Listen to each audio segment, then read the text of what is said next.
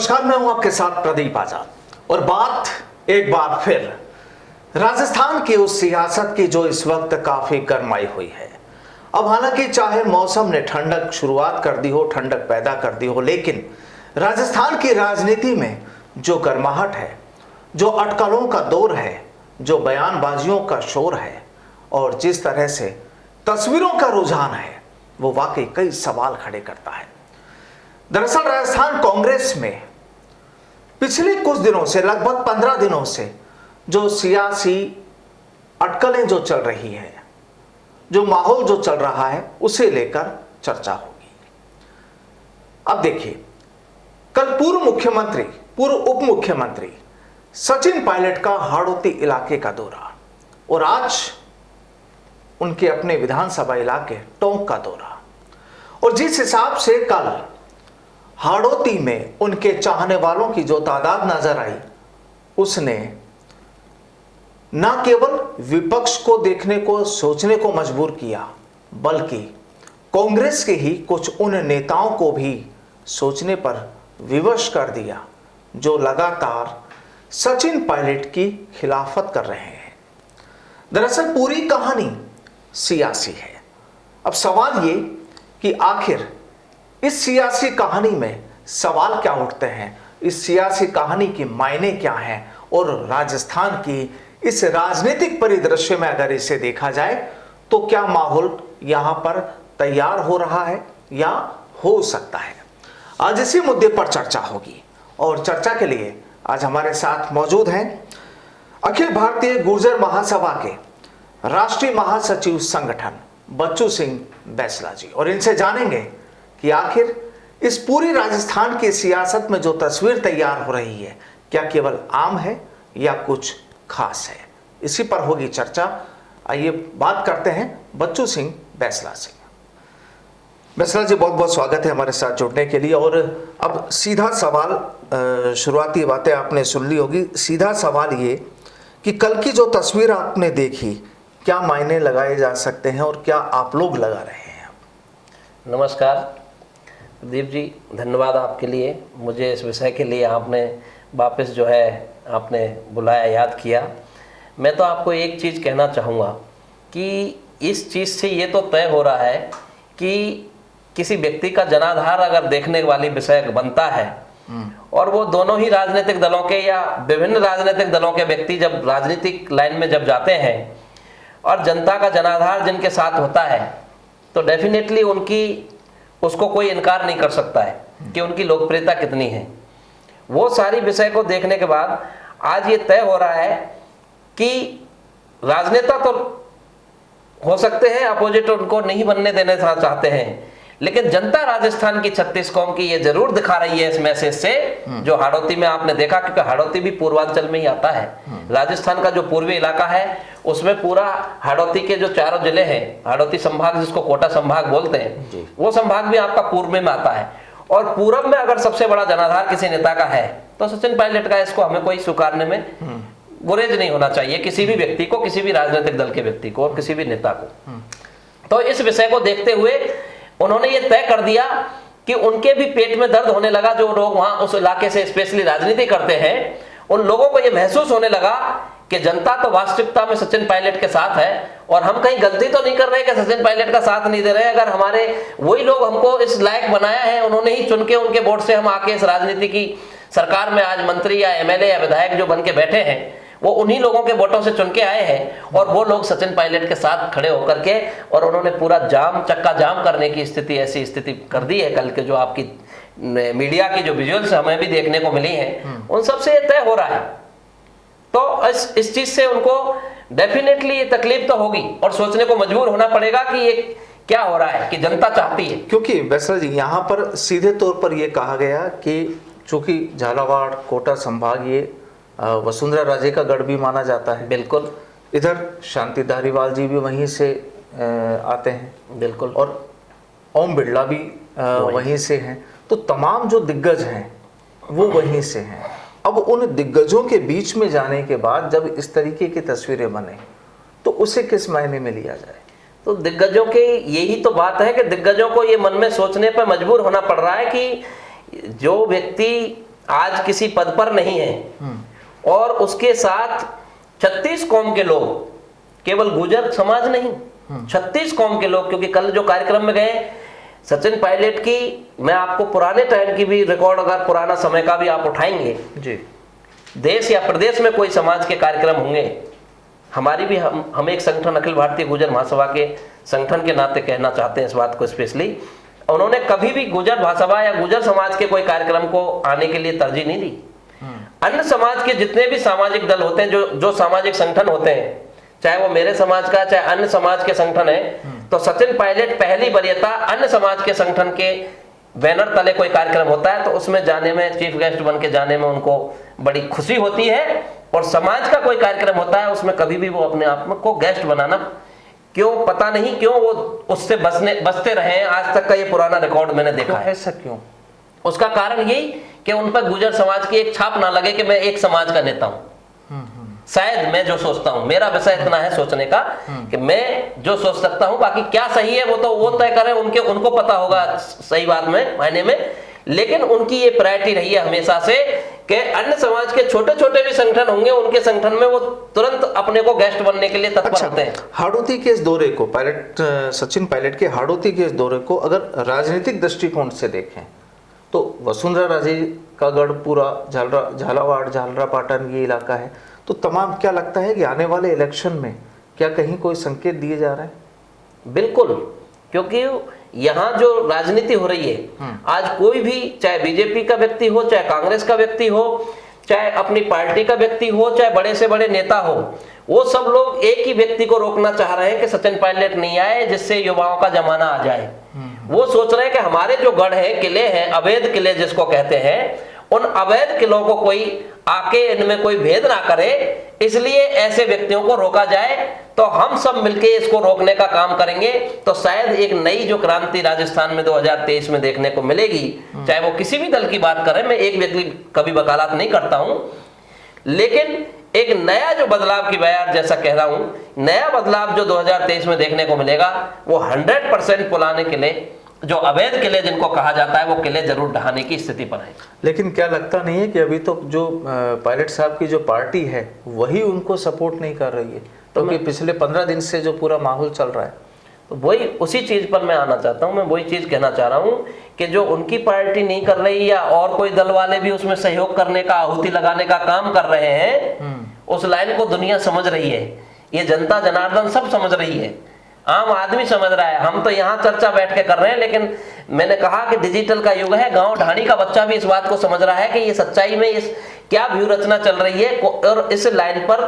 किसी नए बदलाव की तरफ कोई व्यवस्था प्रदेश में अगर आए तो उसको रोकने के लिए सभी दल के लोग एक हो रहे हैं, ये सब आम आदमी समझ रहा है और भली भांति उससे परिचित और रूबरू हो रहा है।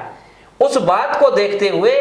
आने वाले 23 में क्या परिदृश्य देखने को मिलेगा, उसका 100% इन लोगों को खामियाजा भुगतना पड़ेगा। जो वर्षों से अपनी राजनीति के किले अवैध बना करके चले आ रहे हैं, उनको 100% आने वाले समय में ढहाने का काम राजस्थान की जनता करेगी, कोई नेता नहीं करेगा तय। तो क्या लगता है आपको, क्या चल रहा है कि 2023 के लिए पायलट साहब की तैयारियां हाड़ौती इलाके में? देखिए, युवा नेता है वो, आने वाले समय उनके पास अभी समय है। जो लोग रोक रहे हैं उनके पास शायद समय ना हो, लेकिन जो उनके पास अभी समय है, उनका भविष्य है, उम्र है, वो जहां भी करें, किसी अपना दल बनाएं या कांग्रेस में ही करें या क्या करें, मैं उसके बारे में कुछ नहीं कहना चाहता कि वो क्या करें, लेकिन जो कुछ भी करें, उनकी अभी इस तरह की युवा वर्ग में एक पकड़ है, युवा वर्ग में उनकी लोकप्रियता है। वो नया कुछ भी अब करेंगे तो डेफिनेटली उसमें उनको वरीयता मिलने वाली है, आम जनता की तरफ से, 36 कौम की तरफ से। रोक कौन रहा है, विपक्ष या अपने ही? पक्ष भी और विपक्ष भी, दोनों मिलकर के, दोनों अपने भी रोक रहे और विपक्ष वाले भी रोक रहे कि नया युग की परिवर्तन की शुरुआत हो जाएगी। अगर ऐसा युग कोई युवा व्यक्ति इस प्रदेश का नेतृत्व करता है तो आने वाले समय में कंप्लीट युवा नेतृत्व परिवर्तन पूरे प्रदेश की डिमांड हो जाएगी। केवल उनको ये तकलीफ नहीं है, एक कहावत कहते हैं, जैसे कभी किसी व्यक्ति के सोते हुए एक कोई वो क्या नाम होता है उसका, एक चकचूंदर करके नाम एक जानवर बोला जाता है, राजस्थान में है, तो वो जो है वो कहता है उनको ये तकलीफ नहीं है कि मेरे शरीर के ऊपर से चकचूंदर निकल गया, कोई बड़ी बात नहीं है, लेकिन वो निकल गया, उससे तकलीफ नहीं है। तकलीफ उनसे ये है कि वो रास्ता बना गया, और जब रास्ता बन गया तो समझ लो उस रास्ते पे और भी चल पड़ेंगे लोग। तो ये प्रॉब्लम, समस्या ये है, समस्या की जड़ ये है कि एक नया रास्ता नहीं बन जाए, जिस नए रास्ते से कई पुराने लोगों को अपना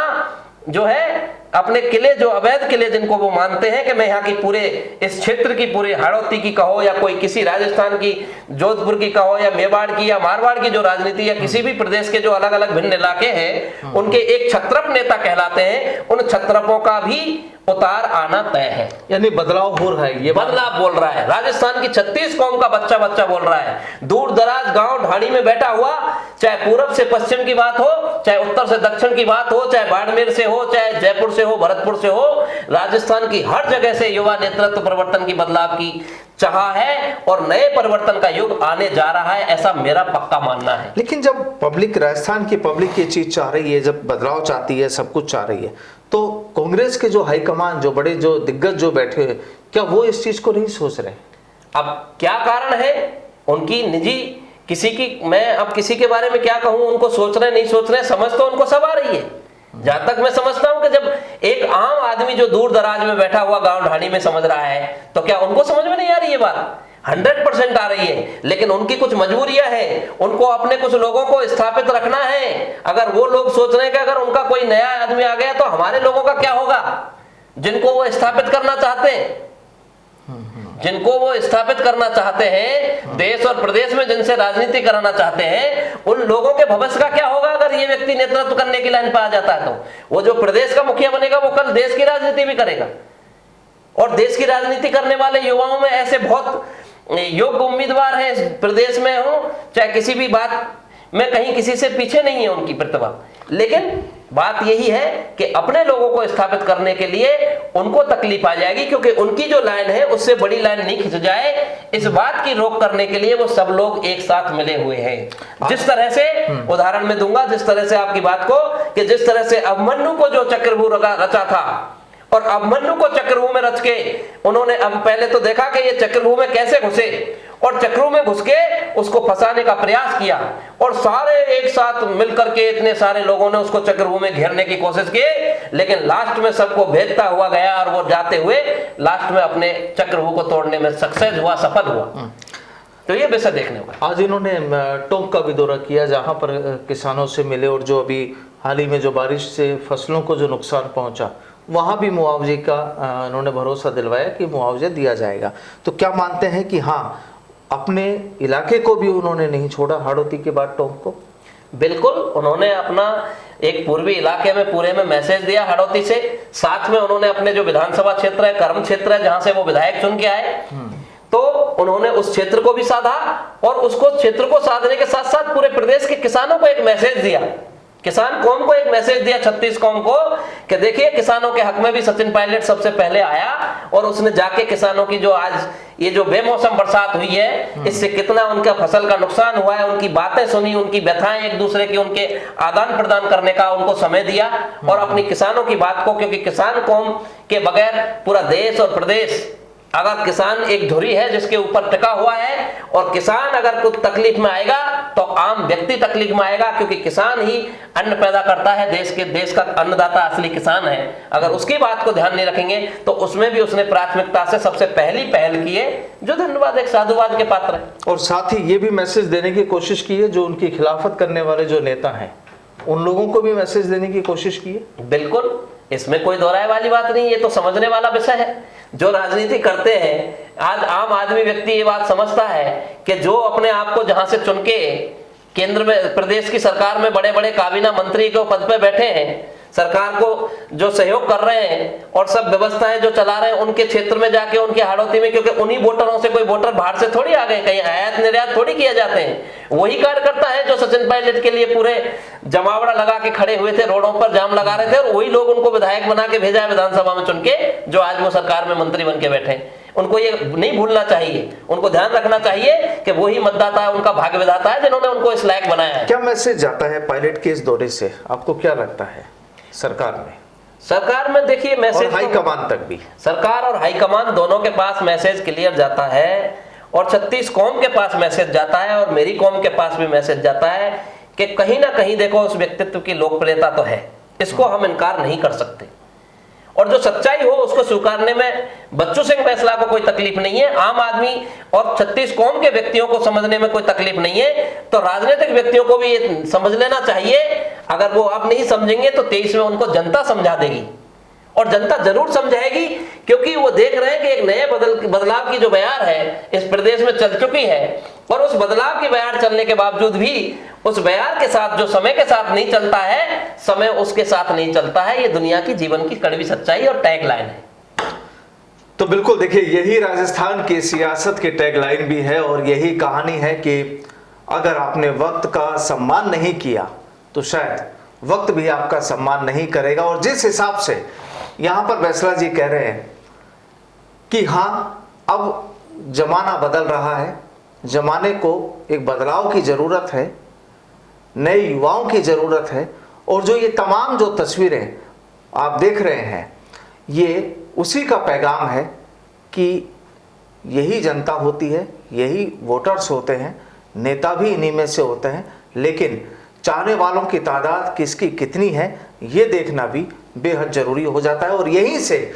सियासत शुरू होती है। मैं एक बात और इसी में जोड़ना चाहूँगा आपकी में, कि बदलाव की बयार 100% पूरे प्रदेश में 36 कौम में चल चुकी है, केवल फिजा बदलना बाकी है, अन्यथा जनता बदल देगी। ये राजनीतिक दलों के दोनों ही मुखियाओं को सोचने पर मजबूर करती है कि अगर या तो समय अब युवाओं को दे दो मौका, अन्यथा आने वाले समय पे आपको भी बख्शने वाले नहीं हैं जो लोग उसको राजनीति में युवाओं को आगे नहीं आने दे रहे हैं, चाहे वो कोई भी दल हो। जितने भी राजनीति करने वाले दल हैं, चाहे कांग्रेस है, भाजपा है, अन्य दल हैं, उन सबको ये समय की डिमांड है कि अब युवाओं का वक्त है, नए लोगों को, नए फेस को आप नहीं अगर प्रमोट करेंगे तो तुमको भी प्रमोट नहीं होने देंगे। ये आने वाला भविष्य राजस्थान का 2023 का बताने जा रहा है। तो बहरहाल अब देखते हैं, साल 2023 भी आने वाला है कुछ ही महीनों बाद, और इलेक्शन की तैयारियां जाहिर सी बात है कि राजस्थान में शुरुआत हो चुकी है। तमाम नेता लगातार अपनी कोशिशों में लग गए हैं, चाहे भाजपा की बात की जाए, चाहे कांग्रेस की बात की जाए। लेकिन कुल मिलाकर अब देखना यह होगा कि साल 2023 के आखिर में जब जनता उन बूथों पर पहुंचेगी जहां पर उसके पास एक बहुत बड़ा अधिकार है अपनी सरकार चुनने का, वहां पर वो क्या फैसला लेती है, देखने यही होगा। बहरहाल बहुत बहुत शुक्रिया बच्चू सिंह जी हमारे साथ जुड़ने के लिए, और आज के लिए फिलहाल इतना ही। नमस्कार।